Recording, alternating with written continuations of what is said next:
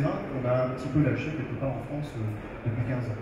Et cette V2, le Kobo, puisqu'il est plus facile à intégrer, il est donc peut-être plus facilement rentable, c'est plus rapide, il est plus accessible peut-être au niveau Alors du oui, en termes de déploiement, effectivement, c'est un peu plus simple. On avait dit effectivement, comme le mentionnait Franck, en termes de programmation, on va avoir des choses qui sont beaucoup plus simples aussi. Il n'y a pas forcément besoin d'une expertise, je dirais à long terme, il n'y a pas forcément de se dire je suis en train d'immobiliser chez moi à la fois un outil et une expertise que je vais devoir entretenir pendant 15 ans. C'est pas du tout ça, c'est-à-dire en gros on est beaucoup plus souple.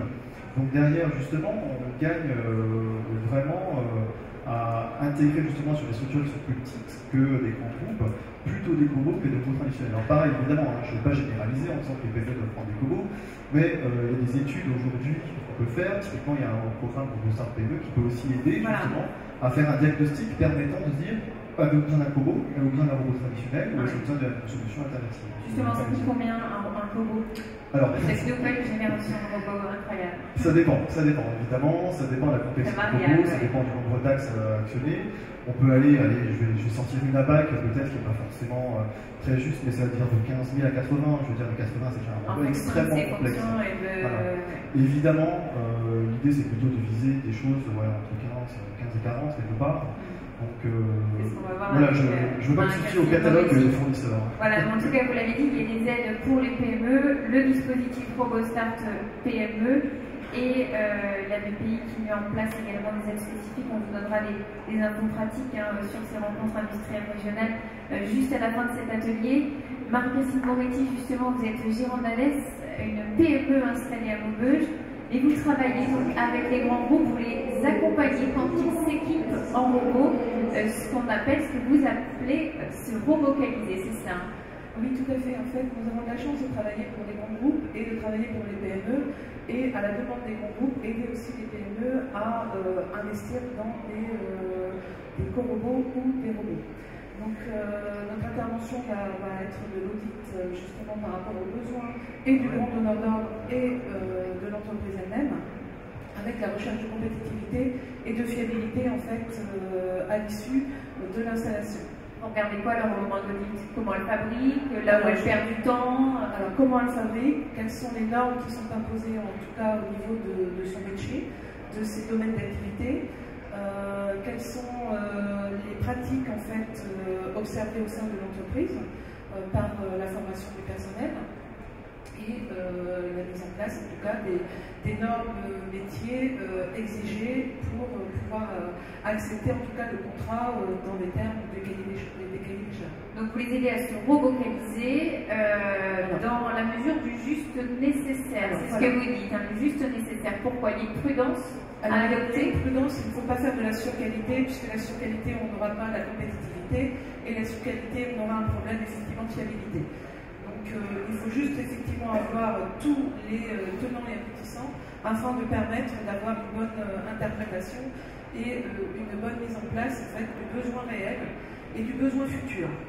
C'est-à-dire que le besoin actuel peut très bien être sur une petite parcelle de la production, mais la stratégie de l'entreprise peut très bien vouloir entrer dans de nouveaux marchés, dans de nouveaux domaines d'activité. Et à ce moment-là, c'est aussi aider le dirigeant à s'orienter vers les exigences de ces nouveaux marchés. Vous calculez l'investissement, vous pouvez également faire le retour sur investissement, calculer la rentabilité. Ça se fait sur plusieurs années, en général. Ça se fait sur plusieurs années et l'intérêt aussi, c'est que lorsque l'on va mettre des cobots, c'est de l'intelligence artificielle. Donc c'est aussi passer par le numérique, et donc les traitements numériques et le développement au niveau numérique. Donc nous avons quand même aussi sur le territoire, parce que je défends toujours le territoire, donc un certain nombre d'universités, un certain nombre d'intervenants qui travaillent sur ces sujets, et il est important de les mettre en contact, en tout cas avec les entreprises qui sont susceptibles de passer à la co-robot. Alors vous dites, vous calculez combien ça va coûter à l'entreprise, au grand groupe, à la PME, à ceux que vous accompagnez. Dites en gros, c'est une partie qu'on n'arrive pas à quantifier forcément, il faut la prendre en compte quand même. C'est votre rôle en fait en tant que consultant. Dans l'analyse des risques, effectivement, c'est de prendre en compte la norme ISO 31000 et de prendre la totalité des risques en compte pour pouvoir essayer de calculer par des méthodes en fait, l'incertitude de ces risques. La capacité du personnel à l'utiliser. Exactement. Et aussi éviter de faire peur en fait, au personnel, ne pas remplacer le robot, enfin le robot ne doit pas remplacer le personnel, mais le fait d'avoir un robot ou un co-robot doit aider justement l'entreprise à pouvoir garder son personnel, mais à les monter vers des valeurs ajoutées plus importantes. Vous nous expliquerez comment vous accompagnez les équipes quand une entreprise se relocalise dans une seconde partie. Alors, on va voir, hein, vous l'avez dit, on parle du territoire, il y a également un acteur du territoire, puisque moderniser, innover, ce n'est pas forcément investir dans des équipements donc, comme, très sophistiqués comme le robot, le cobo. Vous, Frédéric Laziac, vous utilisez, enfin, vous concevez des outils numériques pour automatiser aussi la production, et c'est ce que vous fournissez chez Prosys. C'est ça, des outils numériques? Oui, tout à fait. Donc, effectivement, Prosys est une petite société de Valenciennes qui existe depuis déjà pas mal d'années. Donc effectivement on travaille sur les moyens de production depuis le départ, sur la performance des lignes de production. Et donc il s'agit effectivement d'accompagner les industriels dans leur challenge qui est de réduire les coûts et d'avoir une performance optimum des moyens de production. Donc dans ce cadre-là, effectivement les outils numériques sont vraiment des outils indispensables. Je pense qu'il y a deux éléments clés, on en parlera peut-être, la standardisation des équipements et également les outils numériques qui permettent de gagner du temps dans les phases de conception, de démarrer plus vite les lignes de production, effectivement, et ensuite d'avoir une meilleure flexibilité. Sans la numérisation, la flexibilité est beaucoup plus difficile. Alors ça peut paraître un peu technique, est-ce que vous avez un exemple d'une de vos réalisations? Par exemple, vous avez des outils numériques chez PSH, chez Renault, est-ce que vous avez un exemple pour nous montrer vraiment à quoi sert votre outil, à quel moment il intervient? Oui, tout à fait. Donc justement chez Renault, et nous avons développé en partenariat très étroit avec le groupe Renault un outil de numérisation qui s'appelle Odile et qui fait partie d'une démarche de standardisation plus globale chez Renault qui s'appelle S-Cube. Et ça consiste effectivement à standardiser des organes, à standardiser des méthodes, à standardiser des processus de conception des lignes de production. C'est vraiment un travail de fond énorme qui porte ses fruits maintenant. Et alors, cette numérisation, c'est quoi? C'est tout simplement la capacité de mettre dans un logiciel c'est cette standardisation de données, c'est-à-dire en gros de décrire dans une base de données finalement la façon de faire des automatismes pour Renault. Donc c'est vraiment un outil spécialisé qui ensuite est mis à disposition des fournisseurs qui doivent faire les lignes de production et qui du coup ont un outil customisé et ils font du Renault finalement, ils font du Renault sans savoir, entre guillemets. Ils intègrent juste l'outil à leur ensuite aux outils de production. Voilà, typiquement. Pour donner un exemple, puisqu'on parle de robotique, l'intégrateur, l'automaticien qui va concevoir une ligne de production pour Renault a à sa disposition un outil graphique et fait du drag and drop, si vous utilisez un vocabulaire d'informaticien, c'est-à-dire qu'il va directement poser un robot dans son environnement de travail. Ça veut dire qu'il paramètre son logiciel en disant voilà, pour cette fonction-là, je choisis d'installer un robot. Eh bien, le simple fait de faire ça va paramétrer automatiquement les systèmes de contrôle-commande pour intégrer la gestion du robot, paramétrer les systèmes d'IHR, donc tous les outils d'interface opérateur, la documentation des équipements, etc. Donc en gros, c'est être capable d'encapsuler tout cet effort de standardisation et ensuite de le déployer le plus facilement possible auprès des intégrateurs pour avoir des lignes qui fonctionnent vraiment le mieux possible, le plus vite possible. On est dans des outils très pragmatiques. Ah, c'est très pragmatique. C'est très pragmatique parce qu'effectivement, c'est tout un travail de fond. On parle parfois effectivement de l'usine numérique où on conçoit une pièce et puis ensuite on conçoit le moyen de production, etc. Donc ça, c'est un objectif. Dans la réalité, aujourd'hui, on est quand même toujours confronté, bien sûr, à des workflow projets, c'est-à-dire à différentes étapes dans les projets d'industrialisation, avec différents intervenants, différents outils, différentes technologies.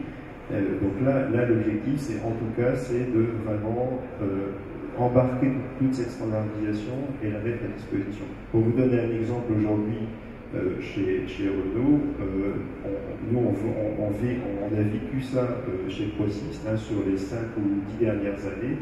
Maintenant, une ligne de production peut être achetée par les services achats en Roumanie auprès d'une société japonaise, par exemple, qui va sous-traiter la partie automatisme à des Coréens.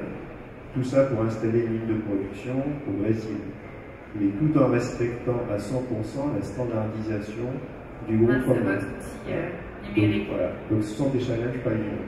Quels sont vos enjeux aujourd'hui? Que vous demandent vos clients plus particulièrement sur ces outils numériques? De la polyvalence, de la flexibilité aussi? Alors oui, effectivement, donc des outils qui doivent être extrêmement ouverts. Typiquement, on parle de cobots. Si demain, par exemple, Renault décide de standardiser les cobots pour une certaine fonction dans tel ou tel atelier, eh bien, ça veut dire que tout ça va être complètement absorbé dans le standard de conception de Renault. Donc ça veut dire qu'il faut enrichir ces outils de conception de façon à ce que effectivement ça soit beaucoup plus facilement installable dans les lignes, dans le projet, de façon à ne pas faire du coup par coup à chaque projet et de réinventer à chaque fois, si vous voulez, l'intégration d'un système. Il y a l'enjeu aussi de réduire les délais, ça vous concerne? C'est important pour le constructeur automobile? Oui, c'est très très important. Donc là, on a maintenant des témoignages importants quant au lancement d'un nouveau véhicule. Et donc ça, ce sont des chiffres qui peuvent paraître assez petits finalement, mais on a comme témoignage maintenant des lancements de véhicules qui sont anticipés d'un mois, voire un peu plus, de par effectivement ces outils numériques. Parce que effectivement, ça permet de paralléliser des tâches, ça permet de faire bon du premier coup, et ça permet donc effectivement de démarrer, d'avoir des montées en cadence beaucoup plus rapides. Donc effectivement, c'est des enjeux. Vous travaillez, on l'a dit, avec PSA, Renault, mais aussi des PME. Vous l'avez dit, ce sont aussi donc, ces outils numériques, des outils accessibles aux PME. Vous le souhaitez comme ça d'ailleurs? Oui, bien sûr. Alors, c'est vrai que pour une PME, la notion de standardisation n'est peut-être pas priorité aujourd'hui. Voilà, c'est peut-être pas une priorité. Néanmoins, les enjeux sont les mêmes, c'est-à-dire quand il y a un investissement sur une ligne de production, eh bien, il faut que cet investissement soit vraiment le plus efficient possible. Il faut que les choix soient vraiment bien faits, que l'automatisme soit de bonne qualité, que ça démarre bien. Et donc là, effectivement, on propose aussi des solutions qui sont des solutions de simulation, donc de façon effectivement à pouvoir simuler le comportement des machines, éventuellement d'ailleurs intégrant des robots, de façon à tester la qualité des contrôles de commande avant de mettre en route sur le site. Et ensuite, lors des phases de mise en route, mesurer la performance du moyen de production pour faciliter la montée en cadence, si vous voulez. Donc des solutions qui sont légères et qui permettent d'accompagner des investissements. Solutions légères comme logiciel et donc moins chères, aux environs en moyenne, c'est... Je pense que pour accompagner l'installation d'un équipement, effectivement, on peut imaginer des budgets entre 10 et 30 000 euros, par exemple, pour avoir des solutions d'accompagnement et de contrôle qualité qui soient optimales. Et là aussi, donc, ça améliore les compétences, la compétitivité, donc il y a un retour attendu sur investissement. On va voir maintenant avec nos intervenants, vous avez vu toute cette partie robotique, cobotique, automatisation, outils numériques.